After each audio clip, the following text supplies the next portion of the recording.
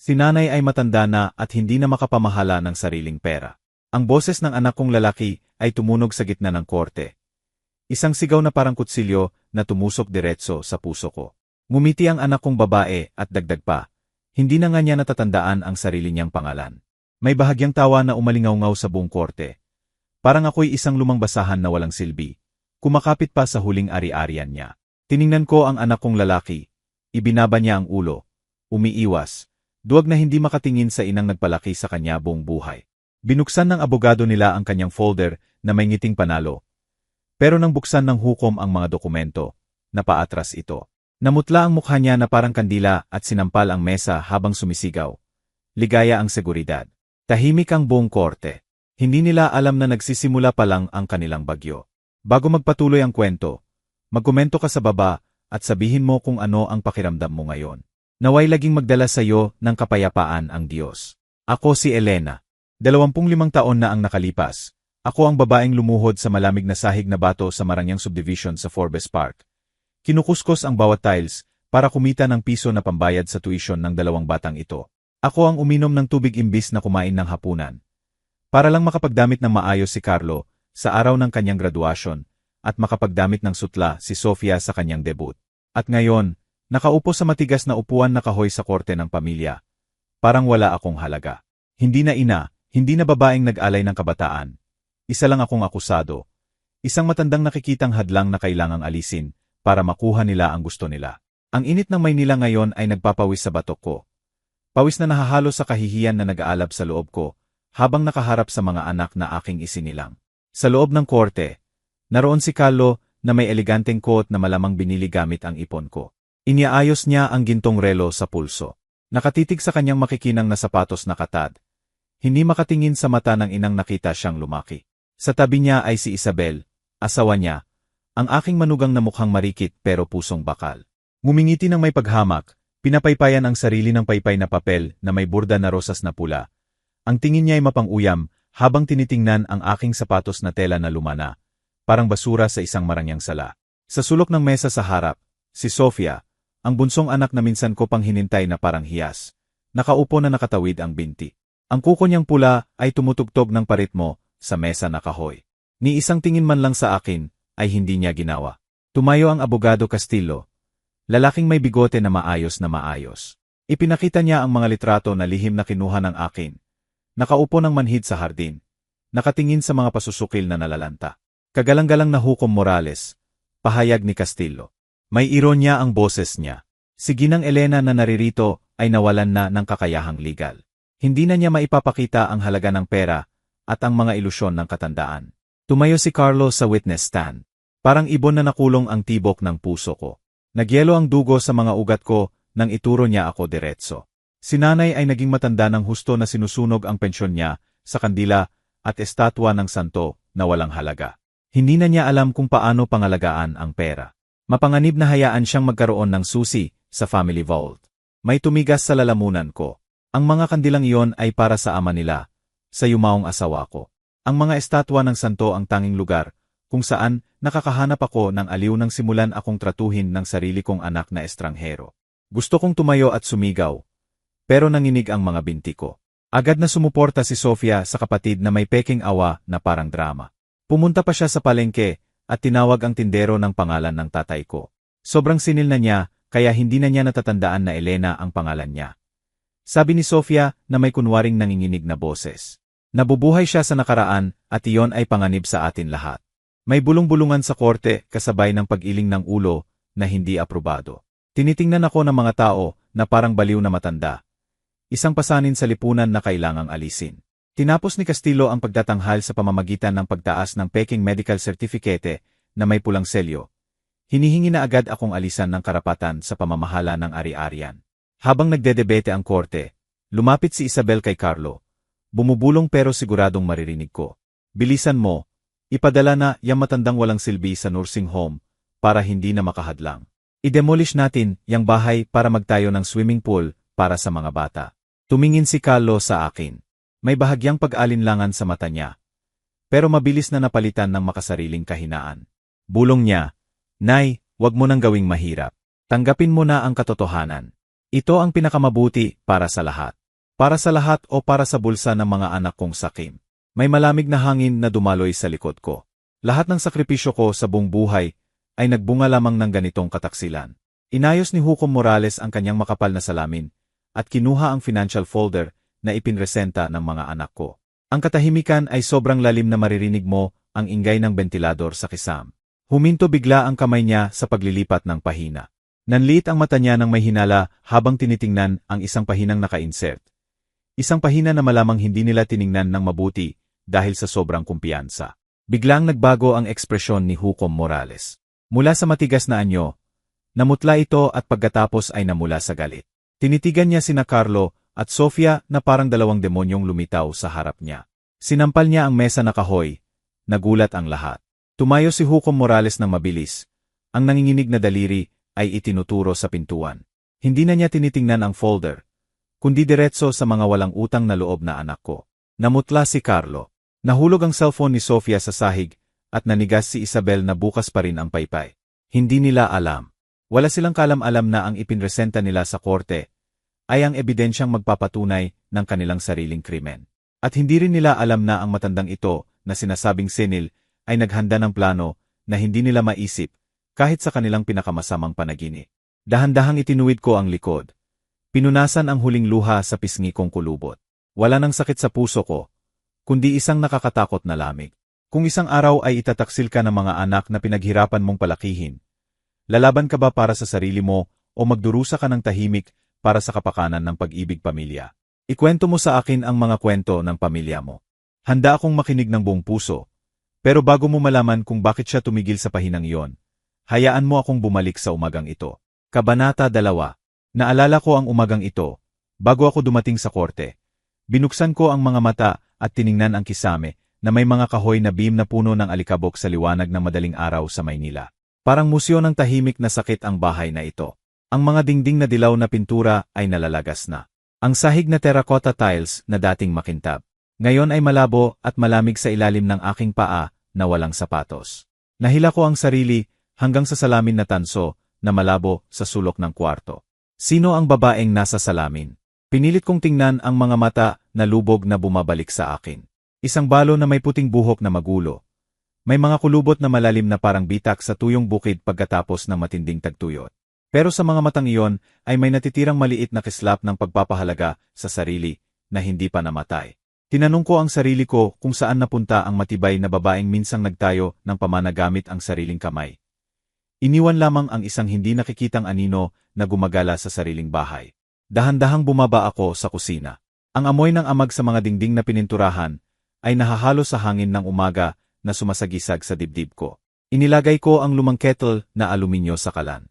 Ang mga kamay kong nanginginig ay nagbuhos ng mainit na tubig para magtimpla ng itim na kape na malabnaw. Wala na ang mayamang amoy ng kape na may kanela at asukal na dati. Ngayon ay nanatili lamang ang mapait na lasa ng pag-iisa. Umupo ako sa mahabang hapag na may puwang para sa 10 tao. Dati ay puno ito ng tawa, tunog ng pinggan at masarap na amoy ng bagong lutong tortilla sa komal. Ngayon, sa malawak na ibabaw na kahoy, ay may basag na plato at isang piraso ng tuyong tinapay. Ang mga mamahaling muebles na Italiano na makintab na binili ni Isabel, ang aking manugang, para palitan ang mga luma. Parang hindi bagay at malamig. Parang mga mananakop, itinulak ako sa sulok na madilim. Ginagawa akong estranghero sa sariling pugat. Tumayo ako at dumaan sa altar. Ang retrato ni Roberto, ang aking yumaong asawa, ay ngumingiti pa rin ng mahinahon sa ilalim ng alikabok. Sa tabi niya, ang mga pasusukil ay nalalanta na. Ang mga talulot ay naitim, dahil wala ng pera para bumili ng sariwang bulaklak. Hinawakan ko ang malamig na frame, may tumigas sa lalamunan. Oh, Roberto, iniwan mo sa akin ang pamana ng pag-ibig. Pero ngayon ay pag-iisa lamang ang natira sa loob ng mga dingding na malamig na ito. Isinuot ko sa balikat ang lumang balabal na itim na may tagpi. Maingat na tinatakpan ang mga butas sa blusa ko. Ang balabal na ito ang tanging bagay na makapagpapainit pa rin sa puso ko. Binuksan ko ang drawer ng aparador. Umaasa na makahanap ng ilang barya para sa boss papuntang korte. Pero walang laman ito kundi isang nakakatakot na kawalan. Kinuha na ng anak ko, si Carlo, lahat ng cash noong nakaraang linggo. Sabi niya na may tono ng pagmamataas. Senil ka na, Nay. Ibigay mo sa akin para maingatan ko ng maayos. Ang seguridad pala niya ay ang pag-aagaw sa huling barya ng matandang ina. Lumabas ako sa maliit na bakuran na may tiles.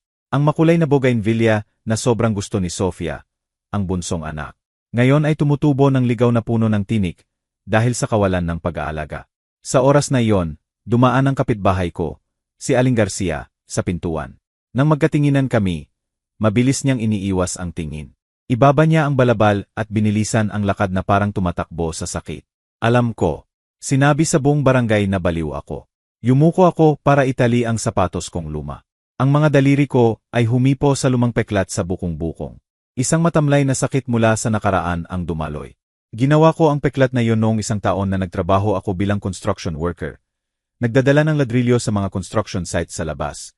Ang mga binti ay dumudugo dahil sa graba at maalat na pawis, para lang may pambayad sa tuition ni Carlo. Sa oras na iyon ay hindi ko naramdaman ang sakit, pag-asa lamang.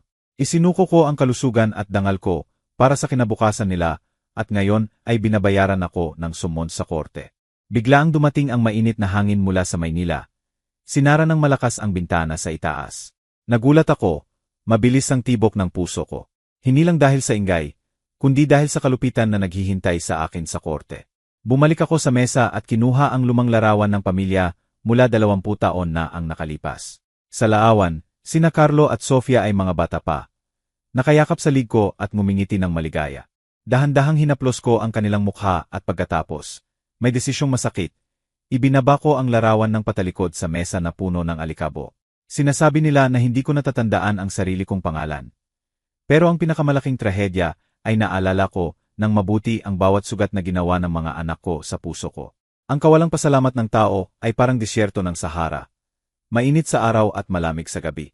Maaring kunin nila ang upuan ko sa hapag. Maaring kunin nila ang aking maliit na pensyon. Pero hindi nila maagaw ang katotohanan na ako ang nagdala ng init sa bahay na ito. Ako ang nagbigay ng buhay at kinabukasan sa kanila. Inayos ko ang balabal. Huminga ng malalim para pakalmahin ang nanginginig na kamay. Hindi ako alis na talunan. Lumabas ako sa pinto at isinara ito ng may susi. Sa bulsa ng blusa ko ay wala ng barya, kundi isang bagay na mas mabigat at matalim. Ito ang sekreto na sinabi sa akin ni Roberto, na buksan lamang kapag ang dugo ay naging yelo na. Tumingin ako sa kalsada, kung saan umuungal ang mga boss sa usok. Ang mga mata ko ay hindi na malabo sa luha, kundi matalim na parang talim ng mandirigma na papunta sa larangan ng digmaan. Ang laban na ito ay hindi lamang para sa ari-arian, kundi para sa huling dangal ng isang ina. Nagsimula akong maglakad ng hakbang-hakbang, dahan-dahan pero matatag, sa kalye na bato patungo sa korte ng pamilya. Malapit nang sumabog ang bagyo, at hindi ako ang madadala nito. Kabanata 3. Sa ilalim na malamig na ilaw ng neon sa korte. Ibinaba ko ang tingin sa aking mga kamay na nakapatong sa witness stand. Hindi na ito mga kamay ng batang may pangarap, kundi mapa na puno ng kalyo. Maliit na peklat at asul na ugat na kita sa balat na may batik ng edad. Ito ang patunay ng buhay na puno ng pagsisikap. Isang talaarawan na isinulat sa dugo at pawis na tinatawag na senilidad ng mga anak ko. Ang tunog na martilyo ni Hugo Morales ay nawala at napalitan ng ugong ng ulan noong gabing bagyo ng 1,900 at 78 sa isang mahirap na barangay sa labas ng Maynila. Iyon ang taon ng madaganan si Roberto, ang asawa ko, ng konkretong block sa trahedyang aksidente sa construction. Umalis siya, iniwan ako ng sirasiyang bahay, malaking utang at 2 anak na lumalaki. Sa dilim na nakaraan ay nakita ko ang sarili kong nakaupo sa lumang Singer sewing machine, ang walang tigil na tunog ng karayom buong gabi. Parang tibok ng pusong tumatakbo sa kamatayan, nananahi ng mga damit para sa debut sa sentro. Ang mga laso na pula at dilaw na sutla ay dumadaan sa kamay ko. Pero ang mga mata ko ay nakikita lamang ang mga bilang ng utang at tuition ng mga anak. Ang likod ko ay sumasakit na parang libu-libong karayom ang tumutusok sa gulugod ko. Pero hindi ako tumigil kahit saglit. Bawat patak ng pawis na tumutulo sa tela ay ladrilyo para sa kanilang kinabukasan. Naalala ko ang mga hapunan na puro sabaw na may itim na munggo na malabnaw sa lumang hapag na kahoy. Lihim kong ibinuhos ang natirang sabaw ng karne sa mangkok ni na Carlo at Sofia. Pagkatapos ay pinilit kong ngumiti. Kumain na ako sa trabaho. Kain kayo para lumaki kayong malakas. Ang tiyan ko ay umuungal sa gutom. Pero ang makita silang kumain ng masarap ay nagpapuno sa kaluluwa ko. Noong araw na nakatanggap si Carlo ng acceptance letter mula sa UE, tumatalon siya sa saya. Pero nawala ang liwanag sa mata niya nang makita ang halaga ng tuition at libro. Sa gabing iyon ay lihim kong binuksan ang itim na kahon sa ilalim ng kama at kinuha ang kwintas na ginto na may medalya ng Birhen ng Peñafrancia. Ang tanging alaala na iniwan sa akin ng nanay ko ay ang huling pag-aari ko, ang kaluluwa ng pamilya ko. Naglakad ako ng 3 kilometro sa ilalim ng malakas na ulan hanggang sa pawnshop ni Mang Jose sa dulo ng kalye para makatipid sa pamasahe. Ang tubig ulan ay nahalo sa maalat na luha na dumadaloy sa sulok ng bibig ko habang inilalagay ko ang alaala sa timbangan. Tiningnan ako ni Mang Jose sa ibabaw ng kanyang salamin sa pagbabasa. Malalim at malungkot ang boses. Elena, pamilya ito. Kung ipapako mo, hindi mo na ito mababalik. Sigurado ka bang papalitan mo ang kaluluwa mo para sa batang iyon? Tiningnan ko siya sa mata. Nanginginig ang kamay ko, pero matatag ang boses. Ang kaluluwa ko ay nasa kinabukasan ni Carlo, Mang Jose. Bigyan mo ako ng pera. Kinuha ko ang mga piraso ng pera na kulubot na nakabalot sa plastik. Pinisil ko ito sa dibdib ko na parang buhay ko iyon. Hindi ako nagsisi.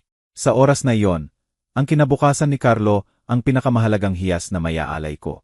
Ang alaala ay lumipat sa mas masakit na pahina ng magkasakit ng malubhang pulmonya, si Sofia. Para makabili ng pinakamagandang antibiotic, tumanggap ako ng extra shift sa paglilinis ng ospital sa gabi. Lumuhod ako gamit ang mga kamay na ito para kuskusin ang pinakamadumi na sahig, mabaho ng kemikal at sakit.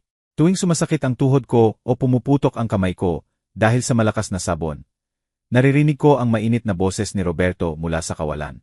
Huwag ka nang umiyak, Elena. Tayo ang mga ugat na nakabaon sa dilim ng lupa. Nagdurusa para ang mga anak natin ay mamulaklak na parang bulaklak sa araw. Naniniwala ako rito.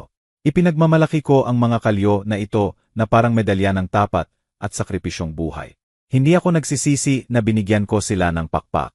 Nasasaktan lamang ako na ginamit nila ang mga pakpak na iyon para lumayo sa pag-ibig ng kanilang ina. Itinaas ko ang tingin kay Carlo.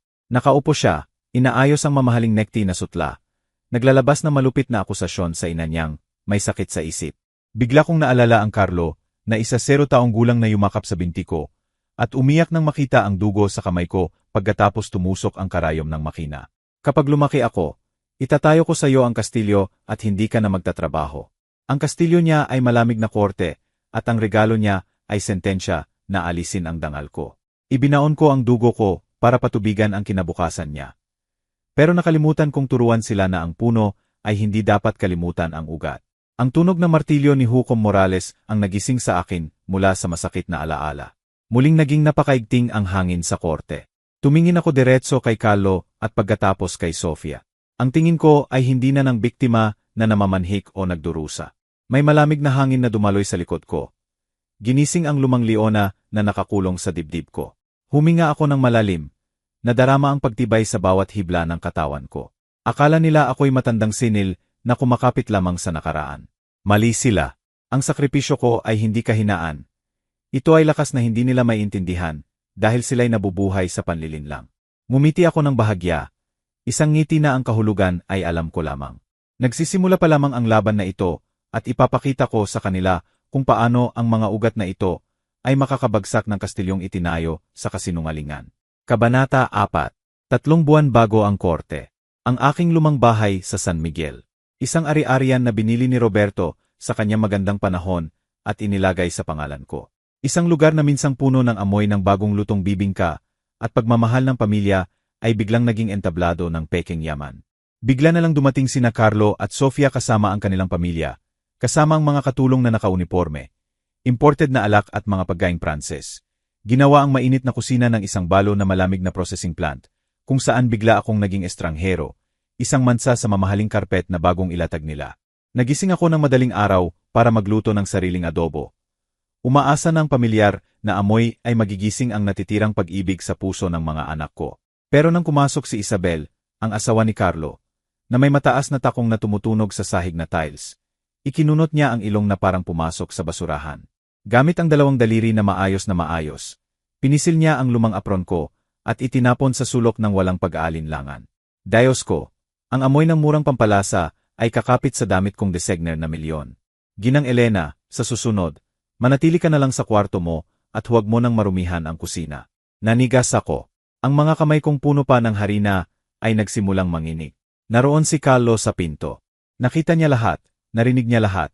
Pero imbis na ipagdanggol ang ina, tiningnan lamang niya ang apron sa sahig at tumalikod para ayusin ang kwelyo ng asawa. Nagimbita siya ng mahalagang kliyente sa bahay. Ipinagmamalaki ang mga painting at oak furniture na pinag-ipunan namin ni Roberto, na parang pag-aari na niya. Nang subukan kong panatilihin ang natitirang dangal sa pamamagitan ng paghahain ng inumin sa mga bisita, bigla na lang inunat ni Sofia ang binti na may branded na sapatos para mapatid ako. Natumba ako ng bahagya. Natapon ang tubig sa mesa at nadumihan ang mantel na may burda na kamay. Hindi ako tinulungan ni Sofia. Tumawa siya at tumingin sa bisita ng may drama. Pasensya na po, sir. Matampisaw na po ang nanay ko lately. Sobrang sinil na niya, kaya hindi na makalakad ng maayos sa sariling bahay. Lumapit si Carlo, pero hindi para tanungin kung ayos ako. Inagaw niya ang tray mula sa kamay ko. Ang mata niya ay nag-alab na parang ako ang gumawa ng malaking krimen.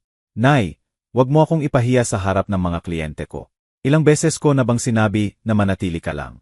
Sa hapunan, inupo nila ako sa pinakamalayong sulok ng mesa kung saan hindi umaabot ang liwanag ng chandelier.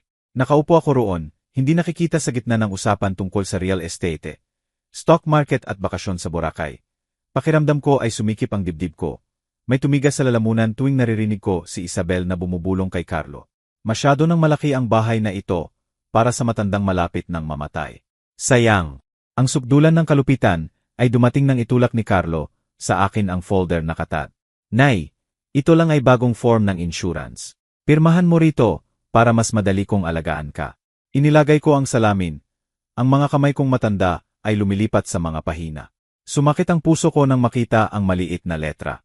Power of attorney para sa buong pamamahala ng ari-arian. Gusto nilang pirmahan ko ang sentensya ng kamatayan ng kalayaan ko. Nang dahan-dahang isinara ko ang folder at tinanggal ang salamin, sinampal ni Carlo ang kanyang baso ng alak sa mesa.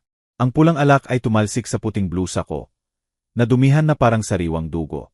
Tahimik ang buong dining room. Lumapit ang mukha ni Carlo sa akin. Ang amoy ng alak at sakim na galit ay lumalabas sa bawat butas ng kanyang balat. Huwag kang maging matigas. Matanda ka na. Bulok na ang isip mo. Bakit ka kumakapit sa bahay na ito kung hindi mo na nga maalala kung paano gumastos ng pera na ayon sa status natin? Tiningnan ko diretso ang mata ng anak ko. Ang batang minsang inyalay ko ang buhay ko ay hawak na ang hindi nakikitang kutsilyo. Ngayon ay hindi lang alak ang ibinuhos mo sa blusa ko.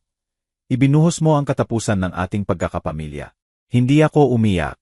Ang mga luha ko ay natuyo nang makita ko ang lamig sa mata niya. Tumayo ako at tahimik na umalis sa mesa. Iniwan ang mga sumpa ng anak ko at ang tagumpay na tawa ng manugang. Naglakad ako sa madilim na pasilyo na nadarama ang buong linaw ng isip. Akala nila ako'y matandang sinil na madaling manipulahin. Nakalimutan nila na bago ako naging mabait na ina, ako ang babaeng humarap sa mundo, mag-isa para protektahan sila. Ang katahimikan ko ay hindi pagsuko. Ito ay katahimikan bago ang baha. Nagsimulang mabuo ang plano sa isip ko. Matalim at mapagpasyang parang bisturi. Sa gabing iyon ay namatay ang pag-ibig ng ina at muling nabuhay ang babaeng bakal. Kabanata 5. 2 linggo bago ang korte. Isang hapon. Ang pulang liwanag ng paglubog ng araw sa Maynila ay sumisilip sa mataas na bintana. Nag-iwan ng mahabang guhit sa sahig na tiles na parang sariwang dugo.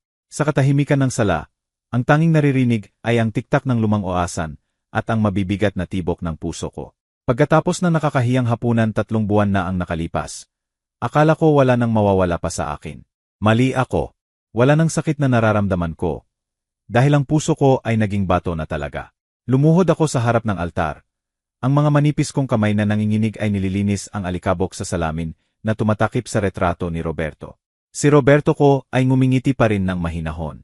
Ang mga mata niya ay parang nag-aalo sa akin sa gitna ng bagyo. Pero ang maikling kapayapaan ay winasak ng nakakatakot na inggay. Ang mabigat na pintuan na oak ay itinulak ng malakas. Tumama sa dingding ng may malakas na tunog na umalingaw-ngaw sa buong lumang bahay. Pumasok sina Carlo at Sofia. Ang ugali nila ay parang kolektor ng utang. Sa likod nila ay 2 lalaking malalaki na walang ekspresyon. Nakauniporme ng moving company. May dalang malalaking karton na kulay abo. Bago ako makatayo, dumaan si Isabel sa tabi ko na parang masamang espiritu. Ni isang tingin man lang sa akin. Ang mga mata niyang sakim ay tinitingnan lamang ang altar, ang pinakabanal na lugar, ang kaluluwa ng bahay na ito. Tinuro niya ang mga palayok na talavera at mga kandila na biswats. Inuutos ng may awtoridad at yabang na amoy pera. Linisin ninyo ang mga basura na ito. Kailangan ng asawa ko ng espasyo para sa bagong Italian leather sofa. Ang mga bagay na ito ay sinisira ang luxury vibe ng bahay. Isang lalaki ang nagwalis ng mga tuyong bulaklak na pasusukil sa sahig. Ang tunog ng mga kandila na dinudurog ng sapatos na katad ay parang buto ng tao na binubugbog. Tumakbo ako pasulong, binuka ang mga braso para protektahan ang incenser at retrato ni Roberto. Ang tingin ko ay namamanhik kay Carlo, ang anak na aking isinilang gamit ang sariling laman at dugo. Carlo, anak ko, nakikita mo ba ang ginagawa nila? Ito ang altar ng tatay mo, ang pinakabanal na lugar ng pamilya natin. Hindi ako tiningnan ni Carlo, tumalikod siya. Kunwari ay abala sa pagtingin sa invisible na bitak sa dingding.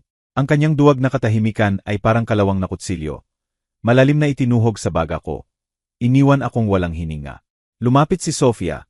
Kinuha ang kahon na kahoy na may mga love letter namin ni Roberto mula sa panahon ng digmaan. Binuksan niya, tiningnan ng may paghamak at itinapon diretso sa basurahan sa gitna ng mga nalantang bulaklak at basag na kandila. Nay, matagal nang patay si tatay. Ang mga bagay na ito ay lalong nagpapasama sa iyo. Sabi ni Sofia na may peking ngiti na lason. Nanginginig, kinuha ko ang kahon at pinisil sa dibdib ko. Ang mga luha ay dumadaloy sa pisngi kong kulubot. Pero hindi ako makapagsalita dahil sa labis na kawalan ng hustisya. Sa oras na iyon ay tiningnan ko si Carlo, hindi na bilang anak, kundi bilang estranghero na may dugo ng asawa ko. Isang taong nagbenta ng kaluluwa kay Isabel. Lumapit si Isabel at hinila ng malakas ang mantel na may burda. Ang tanging alaala na iniwan sa akin ng nanay ko. Ang incenser at retrato ni Roberto ay dumulas at tumama sa gilid ng mesa na seramika bago mahulog ng patiwarik sa sahig. Lumapit siya. Ang mukha niya ay malapit sa akin. Ang sobrang mamahaling pabango ay lumulunod sa dalisay na amoy ng insenso. Bakit ka kumakapit sa mga bulok na alaala? Ikaw ay parang bahay na ito. Isang guho na humaharang sa aming maliwanag na kinabukasan. Tiningnan ko si Carlo sa huling pagkakataon. Umaasa na makahanap ng kaunting kabutihan sa mata niya. Pero tumalikod siya. Walang ekspresyon ang mukha niya. Malupit at estranghero ang tingin. Nay, matagal nang patay si tatay. Huwag mo nang gamitin ang mga patay para manipulahin ang mga buhay. Pasanin ka lang sa kinabukasan ko. Pirmahan mo ang papeles o itatapon ka namin sa kalye kasama ng mga basura na ito. May nabali sa dibdib ko. Hindi ang puso ko. Matagal nang patay ang puso ko. Kundi ang huling sinulid ng pag-ibig ng ina na hinintay ko sa loob ng maraming taon. Tumigil agad ang pag-iyak ko. Ang pagkabigla ay nawala. Napalitan ng kawalan at sa wakas ay lamig na matalim na parang talim ng obsidiana. Binagsak ko ang kahon na kahoy at dahan-dahang tumayo. Inayos ko ang lumakong blusa at inayos ang puting buhok na may dangal na hindi pa nila nakita. Tahimik ang kwarto. Kahit ang dalawang lalaki ng moving company ay tumigil. Nadarama ang malamig na ura mula sa balo na ito. Tiningnan ko diretso ang mata ni Carlo, Isabel at Sofia. Ang boses ko ay hindi na nanginginig. Malalim at matatag na parang kampana ng simbahan na tumutunog sa libing. Sige, kunin ninyo lahat. Pero tandaan ninyo ng mabuti ang posisyon ng bawat bagay ngayon. Dahil hindi ninyo na ito mahahawakan muli. Tumalikod ako at naglakad patungo sa kwarto ko. Hindi tumingin sa likod sa kaguluhan. Ang hininga ko ay mabagal at nakakatakot na matatag. Bawat hakbang ko sa sahig na tiles ay sumpa sa harap ng Diyos at espiritu ni Roberto. Namatay ang ina sa gabing iyon sa gitna ng mga dinurog na bulaklak na pasusukil at maruming dangal. At ang babangon mula sa mga abo ay hindi magkakaroon ng awa. Ang laban ay hindi magsisimula sa sigaw, kundi sa nakamamatay na katahimikan. Pinili ng mga anak ko na itapon ako bilang guho. Kaya maghanda sila na makita kung paano ang guhong iyon ay babagsak sa kanilang ulo. Isinara ang pinto ng kwarto ko. Pinutol ang maingay na sakim nila. Sa dilim, ang mga mata ko ay kumikinang na may malamig na paniniwala. Ang hustisya ng isang ina ay darating at mas malupit ito kaysa sa anumang hatol ng korte. Kabanata 6. Sa gabing iyon, ang buong Maynila ay parang natatakpan ng nakakatakot na katahimikan. Sinira lamang ng hangin sa mga dahon ng mango sa kalye ng San Miguel. Nag-iisa ako sa harap ng bintana ng lumang opisina. Tinitingnan ang anino ko sa madilim na salamin. Kaganapang namatay ang mabait na ina na minsang namanhik sa awa ng mga anak sa gitna ng guho ng lumang altar. Sa umagang ito ay nagising ang babaeng humihingi ng hustisya na may pusong hinubog sa apoy ng kataksilan. Hinintay ko hanggang tuluyang mawala ang tunog na makina ng sasakyan ni Carlo at Sofia. Iniwan ang bahay sa pamilyar na pag-iisa. Pagkatapos ay ipinasok ko ang susi sa lock ng opisina na nakasara sa loob ng 10 taon dahil sa mga alaala. Ang opisina ni Roberto. Bumukas ang pinto ng may tuyong tunog. Ang kwarto ay mabaho ng lumang papel. Tabako mula sa pipa na kahoy na nasa mesa pa rin at amoy ng panahon mismo. Hindi ko sinindihan ang ilaw. Ang malamig na liwanag ng buwan ay sumisilip sa puwang ng pinto. Sapat para makita ang painting ng revolusyonaryong Pilipino na nakabitin sa dingding. Sa painting, ang mga sundalo ni Bonifacio ay may hawak na baril na may mga matang nag-aalab ng determinasyon. Lagi sinasabi ni Roberto, Elena, sa dugo ng mga Pilipino, ang hustisya ay laging mas mahalaga kaysa buhay. Lumapit ako sa painting. Ang manipis kong kamay ay walang bahagyang nanginginig. Tinanggal ko ito ng may desisyon. Inihayag ang klasikong vault na naka-embed sa likod. Ito ang sekreto na isinumpa namin ni Roberto na dadalhin sa libingan kung ang mga anak ay lalaki ng mabuti. Sa kasamang palad, pinili nila na hukayin ang libingan ng kanilang pagmamahal sa pamilya. Inilagay ko ang tenga sa pinto ng vault. Nadarama ang panginginig ng mga GR. 3 ikot pa kaliwa, 2 ikot pa kanan, at huling ikot sa 0. Oktubre 24, ang araw ng kasal namin. Bumukas ang mabigat na pintuan na bakal. Naglabas ng malamig na hangin sa mukha ko. Sa loob ay wala gold o perlas na kumikinang. Ang nasa loob ay folder na pulang katad. Pareho ang kulay ng dugo ng mga nagbuwis ng buhay para sa dangal. Sa tabi nito ay isang bote ng lambanog na matanda. Ang malakas na inumin mula sa Batangas na iniinom lamang ni Roberto sa pinakamahalagang okasyon. Kinuha ko ang folder at hinaplos ang malamig na katad. Parang hinahawakan ko ang matalim na espada na pinanday ng asawa ko. Naghihintay sa araw na aking ibubukas. Nagbuhos ako ng lambanog sa baso. Pinapanood ang malinaw na likido na gumagalaw sa ilaw ng kandila na sinindihan ko. Ininom ko ng isang higop. Ang maanghang na lasa at amoy ng usok ay umakyat sa ilong. Sinunog ang huling kahinaan sa ugat ko. Ginising ang lumang leona na natutulog sa ilalim ng lumakong blusa. Nilipat ko ang mga pahina ng dokumento. Ito ang mga armas ko. Ang sertipiko ng property ng lihim na trust sa Singapore na hindi naisip ni Carlo. Isang kodisil sa testamento na may clause ng ingratitude. Isang testamento na sa pagkumpirma ko ng kataksilan ng mga anak ay automatikong bawiin ang lahat ng mana. At sa wakas, listahan ng mga ari-arian at stock na lihim na binili ni Roberto sa pangalan ko noong mga dekada na ang nakalipas. Ang mga mata ko ay dumaan sa malamig na legal na wika. Bawat salita ay hindi natinta sa papel, kundi bala na ilalagay ko sa baril ng hustisya. Oras na para linisin ang basura sa bahay ko. Bulong ko. Ang boses ko ay umalingaw-ngaw sa walang laman na kwarto. Matatag na parang hatol. Kinuha ko ang lumang telepono sa mesa, puno ng alikabok, at tinawagan ang numero na memoryado ko sa loob ng 10 taon. Sinagot ito sa pangalawang ring. Hello, Miguel. Sabi ko, malalim at mapagbasyang boses. Elena, ikaw ba yan? Ang boses ni Miguel, matanda pero may autoridad. May sorpresa at pag-asa. Naghintay ako ng tawag na ito mula nang mamatay si Roberto. Miguel, balak kong dalhin ang sekreto na ito sa libingan. Pero hindi nila ako binigyan ng pagkakataon na maging mabuting ina. Dinurog nila ang altar ni Roberto. Tinawag akong guho. Pinisil ko ang pulang folder. Ang pasensya ay dangal ng ina. Pero ang parusa ay ang huling leksyon na kailangan kong ituro sa kanila. Naiintindihan ko, Elena, ano ang gusto mong gawin ko? Tiningnan ko ang refleksyon ko sa madilim na salamin ng bintana. Hindi ko na nakikita ang matandang sinil at kawawa. Nakikita ko ang babaeng may kapangyarihan ng buhay at kamatayan. Ang tunay na may-ari ng pamilya. Miguel, naipon na ang sapat na singil sa bagyo. I-activate ang protocol number 9. Oras na para bawiin ang lahat. Binaba ko ang telepono. Isang kakaibang katahimikan ang sumakop sa isip ko. Lumabas ako sa opisina. Inilok ng dahan-dahan. Bukas sa korte ay dadalhin nila ang kanilang peking medical certificate. Ngiti ng panalo at walang hanggang sakim. Akala nila ay aakyat sila sa trono. Pero hindi nila alam na ang tronong iyon ay nasa bibig ng bulkan na malapit ng sumabog. Bumalik ako sa kwarto, humiga at ipinikit ang mga mata. Nagsimula na ang laro at ako, si Elena, ang tanging may kontrol sa mga patakaran. Bukas ay malalaman ng buong Pilipinas kung ano ang galit ng inang tinaksilan. Kabanata 7. Ang korte ng pamilya sa Maynila ay parang palengke na magulo sa gitna ng EDSA. Ang reses bago ang hatol ay ginawang komedya ang solem na lugar, kung saan ang mga nanalo ay sumasayaw sa sakit ko. Ang klik ng kamera, Bulong ng mga kapitbahay na mausisa at amoy ng murang pabango ng mga reporter ay nahahalo sa nakakasakal na hangin. Nakaupo ako roon, mag-isa sa witness stand. Pero ang puso ko ay walang takot. Nanatili ako sa gilid, tinitingnan ang peking kasiyahan, at nakikita sila bilang mga manika sa dula na malapit ng matapos. Sa gitna ng korte, sina Carlo at Sofia ay napapaligiran ng mga malalayong kamag-anak. Mga taong hindi bumisita kahit isang beses sa 10 taon.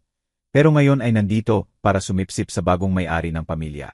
Nagkakamayan sina Carlo at Abogado Castillo sa prematuro na pagbati. Ang mukha niya ay nakakasuka na kumikinang. Si Sofia ay malakas ang boses. Ipinagmamalaki ang plano niya sa paggastos ng pera na sigurado niyang makukuha sa loob ng 15 minuto. Si Isabel, ang minamahal kong manugang, ay nakaupo sa unang row. Kinuha niya ang lipstick na pulang-pula, ang kulay ng kapangyarihan at pag-aari. Sa harap ng dose-dosenang kamera ng reporter, inayos niya ng dahan-dahan ang labi ng may pagkakukwet, na parang naghahanda para umakyat sa stage at kunin ang pinakaprestihiyosong gantimpala ng buhay niya. Ang tingin niya ay tumama sa akin, puno ng tagumpay at paghama. Si Castillo, ang lalaking may maayos na bigote, ay naglalakad sa korte na parang pavoryal na nagpapakita ng balahibo. Nagbibigay siya ng topic sa balikat ng mga reporter.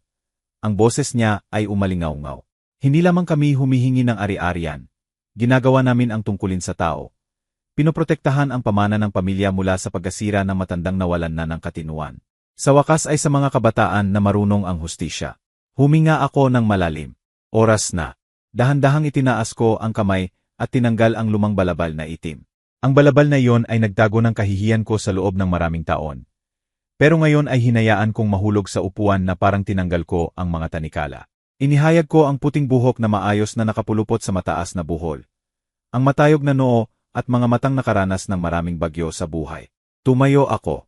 Hindi ito nanginginig na pagtayo ng matandang senil, kundi matatag at mapagbasyang kustura ng isang matronang tunay, handa ng mag-utos.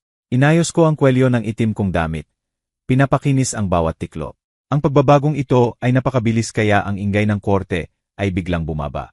Tumingin si Carlo sa akin. Ang ngiti sa labi niya ay napilipit nang makita na ang tingin ko ay hindi na namamanhik, kundi nag-alab na may lamig na parang talim ng obsidiana. Lumapit siya, sinusubukang gamitin ang taas ng kanyang mamahaling koot para takutin ako. Ang boses niya ay mababa pero puno ng pagmamataas. Nakikita mo ba, Nay? Ang buong mundo ay sumasang-ayon na tapos na ang panahon mo. Huwag kang magkunwaring matapang. Maging mabuti ka at pirmahan mo ang papeles. At ipapahintulot ko sa korte na dalhin mo ang larawan ni tatay sa nursing home.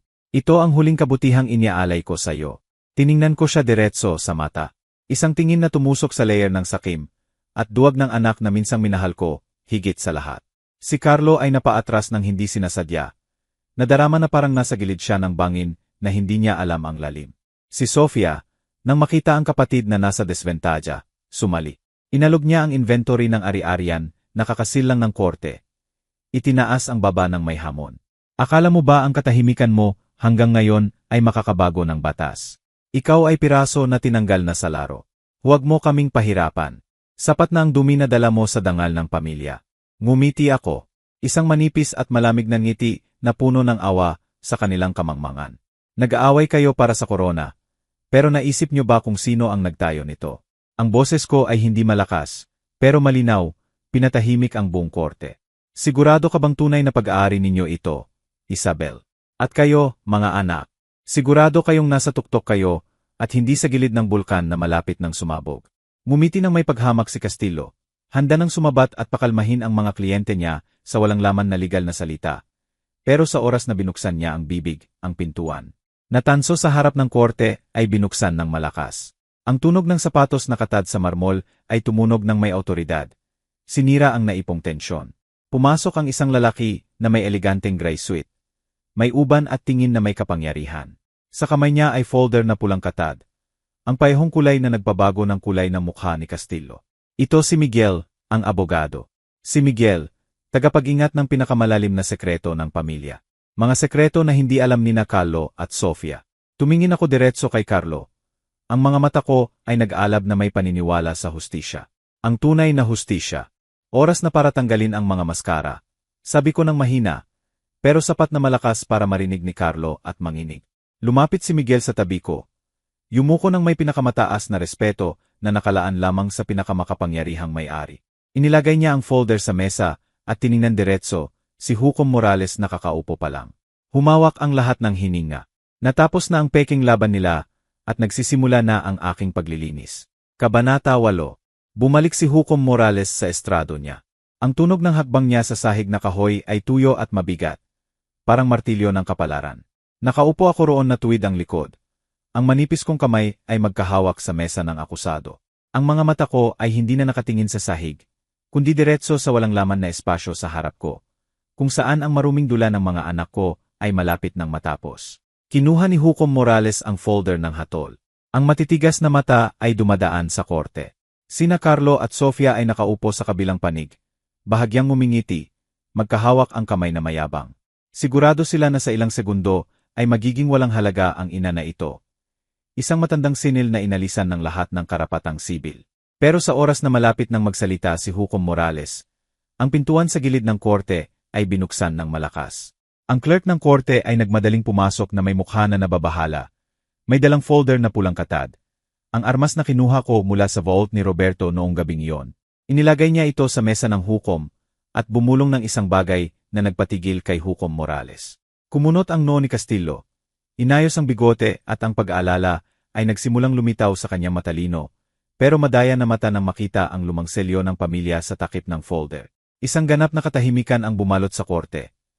Isang nakakatakot na pahinga bago sumabog ang bagyo. Tiningnan ko sila diretso sa mata.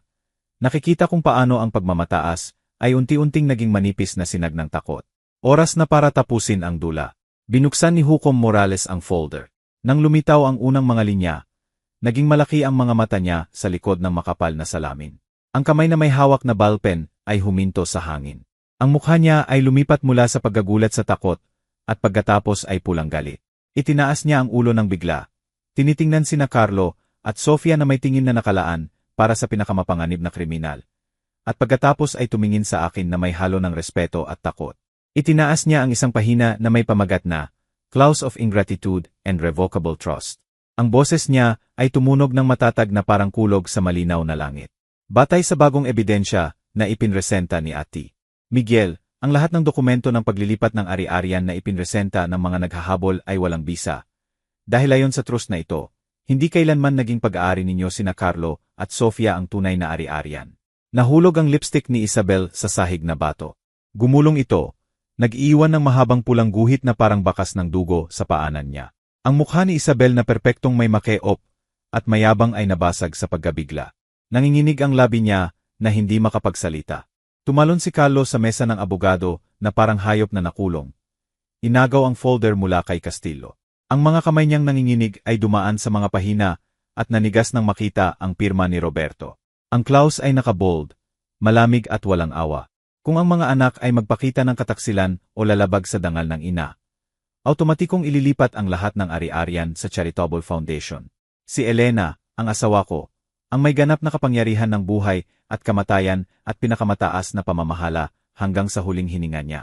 Si Castillo ay natigilan, pawisan ng husto, basang-basa ang kwelyo ng kanyang mamahaling shirt. Naintindihan niya na natapos ang kaera niya sa sandaling iyon. Ang mga kaso ng kumplisidad sa pandaraya at pagpapalsipika ng medical report ay magdadala sa kanya sa kulungan ng mas mabilis kaysa sa anumang hatol. Tumayo ako ng dahan-dahan. Sa oras na iyon ay hindi ko na naramdaman na matanda akong may luma na blusa. Mas matangkad, mas marangal at mas dakila ako kaysa dati. Humakbang ako ng dahan-dahan pero malakas patungo kay Carlo. Siya ay napaurong na parang batang may kasalanan sa harap ng inang tinawag na bulok. Tinuro ko ang modelo ng bahay na dala nila sa korte para ipakita ang kanilang maliwanag na kinabukasan. Pagkatapos, sa isang matatag na galaw, ibinagsak ko ito sa sahig. Ang tunog ng plastik at kahoy na nabasag ay umalingaw-ngaw, kumalat sa paanan ni Carlo. Akala ninyo biktima ako na kailangang protektahan. Hindi. Ako ang may hawak ng mga susi ng imperyong ito, at ngayon ay isinasara ko ng opisyal ang pintuan sa inyong mukha. Lumuhod si Carlo. Ang mga mata niya ay namumula sa pagkabigla habang tinitingnan ako. Nanginginig ang labi niya. Nay, nag-alala lang ako sa kinabukasan ng pamilya.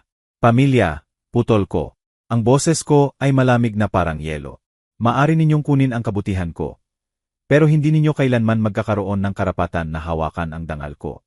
Ang dangal ng isang ina ay hindi bagay na maaring ipagpalit sa timbangan ng ari-arian. Bumagsak si Sofia sa upuan, umiiyak. Hindi dahil sa pagsisisi sa pagkasakit niya sa ina, kundi dahil na-realize niya na ang gold card sa pitaka niya ay ngayon ay walang kwentang plastic. Ang lahat ng glamour, mamahaling pabango at party sa Ayala ay nawala na parang ilusyon sa disyerto. Sinampal ni Hukom Morales ang martilyo ng matatag. Ang korte ay nagdedeklara, i-freeze ang lahat ng ari-arian at bank account ni na Carlo at Sofia para imbestigahan ang mga kaso ng pandaraya at pang-abuso sa matatanda. Pulisya, samahan ng mga sangkot sa istasyon agad. Ang tunog ng posas ay umalingaw-ngaw. Sina Carlo at Sofia ay inihatid sa pagitan ng pagkamangha ng media at publiko. Ang mga flash ng kamera ay patuloy na kumikislap, kumukuha ng pagbagsak ng mga nabigong tagapagmana. Tumalikod ako at umalis. Ang anino ko ay humahaba sa ilalim ng liham na liwanag ng korte. Hindi ako tumingin pabalik kahit isang beses. Ang kastilyo nila na buhangin ay gumuho at ang presyong binayaran nila sa kataksilan ay ganap na paggawasak, material at espiritual. Nasa tuktok ako. Tinitingnan ang mga labi ng sakim. Nadarama ang tunay na kalayaan na dumadaloy sa mga ugat ko. Ang hustisya ng isang ina ay maaring dumating ng huli. Pero kapag dumating ito ay malupit at mapagbasyang parang sentensya ng kamatayan sa isang traidor. Kabanata Siyam. Ang malakas na ulan ng tag-init sa Maynila ay hindi nagdala ng karaniwang lamig. Ginawa lamang na mas marumi at makapal ang kahihiyan ng mga traidor kaysa sa putik sa ilalim ng paa nila. Tumayo ako sa mataas na hagdan ng porch ng bahay. Protektado sa ilalim ng lumang arko ng kolonyal na arkitektura. Ang mga mata ko ay malamig na tinitingnan ang huling akto na nagaganap sa kalye ng San Miguel. Ang bahay na ito, na minsang santuwaryo ng pagmamahal ng pamilya, ngayon ay itinaboy ang mga parasito na parang malusog na katawan na nag-aalis ng lason sa ilalim ng malakas na ulan. Ang maskara ng peking aristokrasya ay ganap ng gumuho. Nakita ko silang gumapang na parang isda sa lupa. Nadidiri sa pagmamahal na minsan ay ibinigay ko sa kanila. Si Carlo, ang anak na minsang tinawag ang sarili na matagumpay na negosyante. Ngayon ay mukhang kawawa na may coat na designer na basa. Ang balikat ay nakayuko sa kahihiyan. Ang pulisya ay malamig na naglalagay ng pulang selyo sa kanyang mamahaling kotse. Nang subukan ni Carlo na sumugod, ang mga kamay niyang nanginginig ay sinusubukang agawin ang susi sa opisyal. Itinulak siya ng malakas. Natumba siya ng mukha sa putik na tubig ulan. Ang mukha niya, na dati mayabang, ngayon ay puno ng pagkabigla at duwag. Sa tabi niya, si Isabel, ang babaeng laging nakaangat ang ulo sa mga damit na milyon. Ngayon ay parang sakuna pagkatapos ng bagyo. Ang buhok niya ay magulo, ang mamahaling makeop ay natunaw sa ulan. Inihayag ang maputlang mukha na puno ng galit at takot sa edad. Isinasaksak niya ng mabilis ang kanyang Hermes bag sa silang maleta. Hindi na pinapansin na tumatalsik ang putik sa mamahaling katat. Si Sofia ay nakaupo sa bangketa. Ang pink na damit na sutla ay madumi sa putik. Nakahawak sa cellphone na walang signal. Ang tingin niya ay walang laman na nakatitig sa mga itim na supot ng basura na may lamang damit niya na basta na lang itinapon sa kalye. Nanatili ako roon na tahimik na parang hukom. Pinapanood ang pagpapatupad ng huling sentensya. Walang sigaw, walang pagsira. Isang galaw lamang ng daliri ko kaninang umaga ang nagdala ng lahat ng security guard at pulisya para linisin ang dumi na ito. Itinaas ni Carlo ang tingin nang makita ako roon na tuyo at marangal sa tabi ni Ate Miguel. Isang sinag ng pinakamababa na pag-asa ang lumitaw sa mata niya. Gumapang siya sa putik patungo sa hagdan. Iniunat ang maruming kamay patungo sa akin. Ang mukha niya ay nagbago para pilitin ang ngiting na mamanhik na mas mukhang kawawa kaysa sa pag-iyak. Nay, nagkamali kami. Sandali lang ng kahinaan. Hindi mo matitiis na makita ang mga apo mo na natutulog sa kalye. Di ba? Lagi ka namang pinakamaawain. Ang pinakamabuting ina sa lahat. Si Isabel, nang makita ang asawa na namamanhik, ay nagmadaling lumuhod sa tabi ni Carlo. Nagdikit ang mga kamay na parang nananalangin sa santo. Pero ang mga mata ay nagpapakita lamang ng duwag na takot sa kamatayan. Nay, pakiusap, may mga bag pa ako. Mga alahas ko, iyak niya, nakahawak pa rin sa maleta. Tiningnan ko si Isabel. Ang matalim kong tingin ay pinatay ang huling ilusyon niya. Akala mo ba ang mga bag na iyan ay makakabili ng dangal na nilason mo? Kayo at ang mga luho ninyo ay manipis na pintura lamang sa bulok na dingding. Umalis kayo rito agad bago ko tawagin ang pulis para sa pagnanakaw ng ari-arian ng pamilya. Sinubukan ni Carlo na hawakan ang laylayan ng damit ko. Pero umurong ako ng malamig ng isang hakbang. Ang distansya sa pagitan namin ay hindi na ilang hagdan, kundi bangin ng pagmamahal na pinutol. Nay, dugo mo ako, iyak ni Carlo. Yumuko ako, tinitingnan diretso ang maruming mata niya. Huwag mo akong tawaging ina. Ang mabait at mahinang inang iyon ay namatay noong gabi na tumalikod ka. Ang gabi na hinayaan mong yurakan ng asawa mo ang altar ng tatay mo. Wala akong anak na may kaluluwang duwag. Ang pahayag ko ay matatag na parang kutsilyo na pumuputol sa lahat ng ugnayan ng pamilya. Nanigas si Carlo. Na-realize na ang puso ng inang akala niya ay madaling kontrolin ay naging bakal na malamig. Nagsimulang tumuro ang mga kapitbahay. Ang mga taong hinamak ni Isabel. Ang mga narinig na sinabi nilang baliw ako. Ngayon ay tinitingnan sila ng may paghamak at mapait na kasiyahan. Ang dangal ng pamilya na pinaghirapan namin ni Roberto ay nadungisan nila at ngayon ay oras na para magbayad sila sa harap ng buong komunidad. Tiningnan ko sila sa huling pagkakataon. Ang kasiyahan ay nawala. Iniwan lamang ang kakaibang katahimikan. Kinuha ko sa bulsa ang malinis na puting panyo. Ang ginamit ko para punasan ang retrato ni Roberto kagabi. Inihagis ko ito ng mahina kung saan lumuhod si Carlo. Ang puting panyo ay nahulog sa putik. Unti-unting nag-itom at lumubog. Isang malupit na metapora ng kanilang kaluluwa. Hindi kayo nagkamali, masyado kayong magaling magkalkula.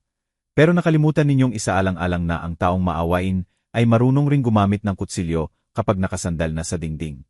Tandaan ninyo ito, ang hustisya ay maaring dumating ng huli. Pero alam niya ang eksaktong direksyon ng mga traidor. Tumalikod ako kay Ate Miguel at tumango ng bahagya. Isang malakas na tunog ang dumating ng isinara ang mabigat na bakal na pintuan. Pinaghihiwalay ang mundo ko sa duming umiiyak sa ulan. Ang tuyong tunog ng kadena na isinara ay nagwakas ng presensya nila sa buhay ko magpakailanman. Tumalikod ako at tumasok sa bahay. Nakikita ang mga empleyado na nagsisimula ng maglinis ng mga labi ng muebles. Ang amoy ng ulan, ang amoy ng bagong simula, ay unti-unting pumapalit sa mamahaling pabango ni Isabel. Ang paglilinis ng basura ay nakakapagod. Pero ang pakiramdam ng bahay na nalinis ay walang kapantay. Mula ngayon, ang lugar na ito ay malaya sa kataksilan, malaya sa malupit na balangkas. Huminga ako ng malalim, nadarama ang kalayaan na tumatagos sa bawat hibla ng katawan ko. Isang bagong buhay, tunay na akin. Nagsisimula rito. Kabanata 1:0. Isang linggo na ang lumipas mula nang magwakas ang bagyo sa korte. Kaninang umaga ay nagising ako nang ang unang sinag ng araw ng kabundukan ay sumayaw sa dilaw na dingding ng lumang bahay. Nag-inat ako at dahan-dahang naglakad patungo sa bintana na oak ng kwarto ko, na muling pinakinis. Nang buksan ko ang bintana, isang sariwa at kakaibang malinis na hangin ang pumuno sa baga ko. Dala nito ang amoy ng basang lupa pagkatapos ng ulan kagabi. Ang amoy ng bagong gupit na damo at matamis na pabango ng sampagiita. Huminga ako ng malalim.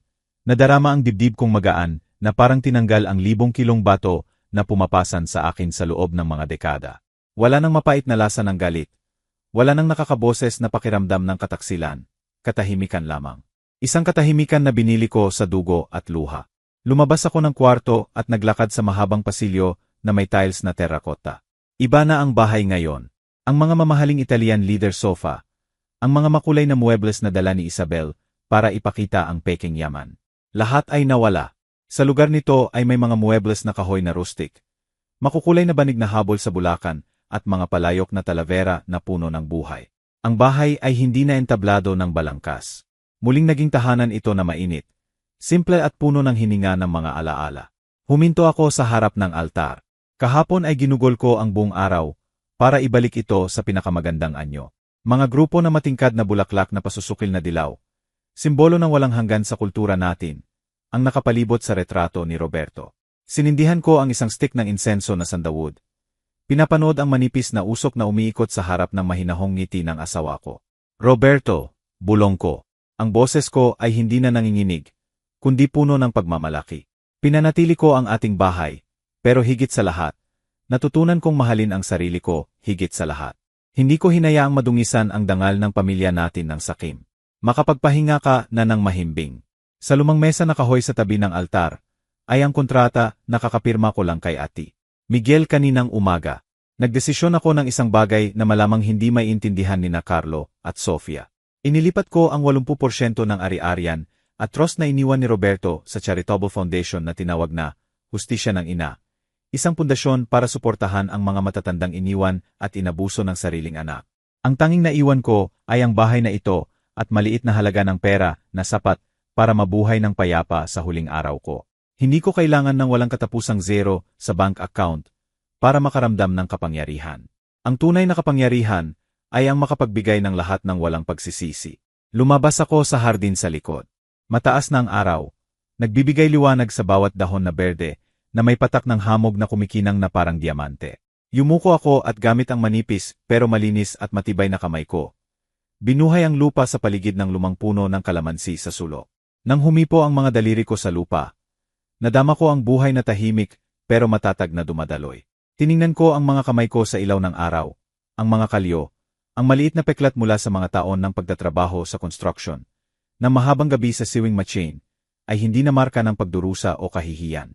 Sa ilalim ng maliwanag na gintong liwanag, ay kumikinang sila na parang medalya na mandirigmang bumalik na panalo mula sa laban. Ang mga peklat na iyon ay nagsasalaysay ng kwento ng isang Pilipinang hindi sumuko sa kapalaran. Isang ina na nagbigay ng lahat, at isang babaeng bakal na nakabangon at kinuha ang sariling dangal. Umupo ako sa lumang upuang wicker, umiinom ng mainit na tsaan na gawa sa halaman. Pinapanood ang mga dust motes na sumasayaw sa sinag ng araw na sumisilip sa mga dahon. Bigla kong naisip si Carlo. Wala nang galit. Ang galit ay lason na itinapon ko noong gabing iyon. Awa lamang ang nararamdaman ko. Awa dahil may pakpak siya na itinayo mula sa laman at dugo ng ina. Pero ginamit niya ito para lumipad sa dilim ng sakim imbis na sa araw. May pakpak ka. Ngayon ay lumipad ka ng mag-isa ng walang suporta.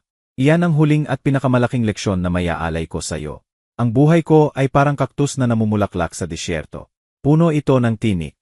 Kailangang tiisin ang matinding init at malalakas na bagyo ng tao. Pero kapag dumating ang tamang oras, naglalabas ito ng pinakamatingkad at marangal na bulaklak.